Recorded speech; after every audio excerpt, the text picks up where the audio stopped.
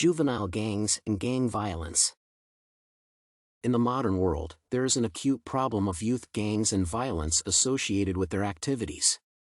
The socio-psychological specificity of the criminal group of minors is that it is the factor that forms antisocial views and needs in adolescence, contributes to the awareness of the strength of the group, and leads to the commission of offenses.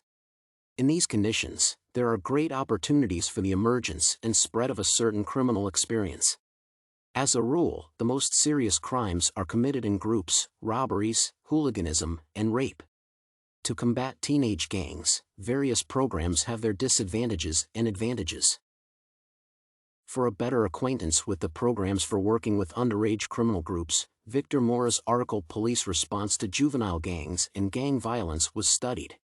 One of the programs mentioned in the work is Gang Resistance Education and Training, GREAT. It is a special prevention program relying on actual data about juvenile mobs and violence, which is school-based with the participation of law enforcement officer as an instructor in classroom curricula. It is aimed at a wide population and tries to teach youths the necessary skills to resist peer pressure to join a gang. There is research that proves that the results of post-program demonstrated a 39% decrease in students who participated in the program joining gangs. Some statistics show that in 4 years post-program 24% of participating young people did not join any gang groups. The advantage of the program is that it is conducted by specialists with extensive experience in the field of combating crime. That is why children learn from an early age about the negative aspects of being in such groups and can already conclude at this stage of growing up that gangs do not represent anything positive.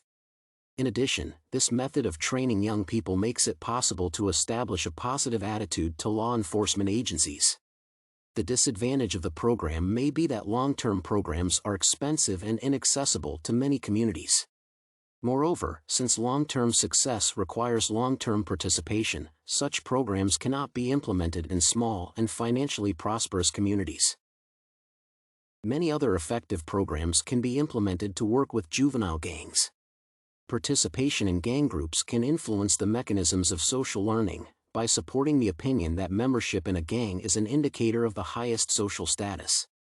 One such program that can help avoid this is the Fashion to Become Gang Alternatives. Its main aim is to prevent the youth from involving themselves in criminal organizations. The program, like GREAT, is based on children of primary and school age. The advantage of this program is to provide education not only to young people but also to their parents. This is done to support children in resisting the temptation to ever join a gang. Children and adolescents are given an opportunity to see alternatives that can replace criminal underage groups. The importance is to really interest students in various activities that will have a more positive impact on the formation of their personality. The young man becomes a member of the gang gradually. Preventive strategies recognize the importance of this adaptation period and are aimed at both young people in general and their representatives who are at risk at this stage.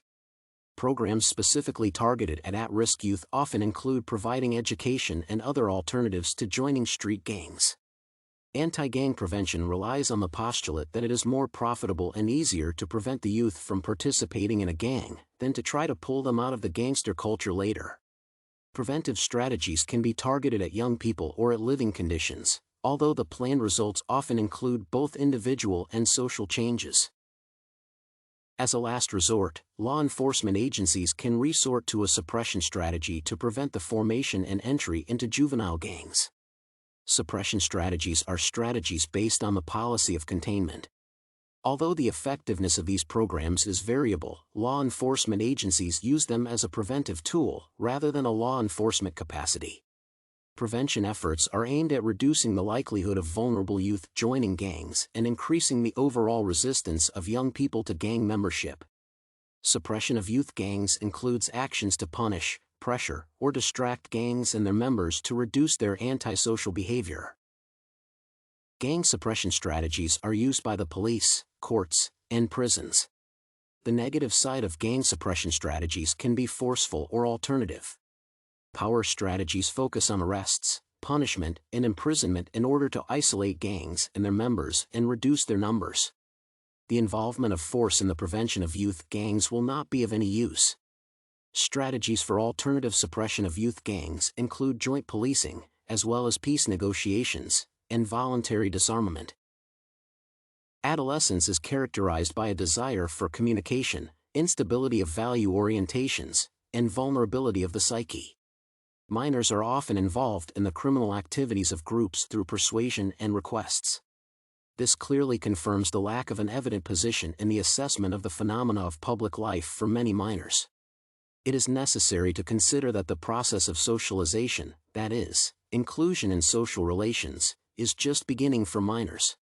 There is no necessary life experience, knowledge, and cognitive processes that are not sufficiently perfect.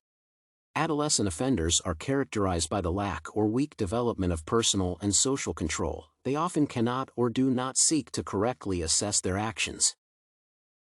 That is why, being a police officer, I would not immediately turn to the force, but would focus on the educational side of the problem.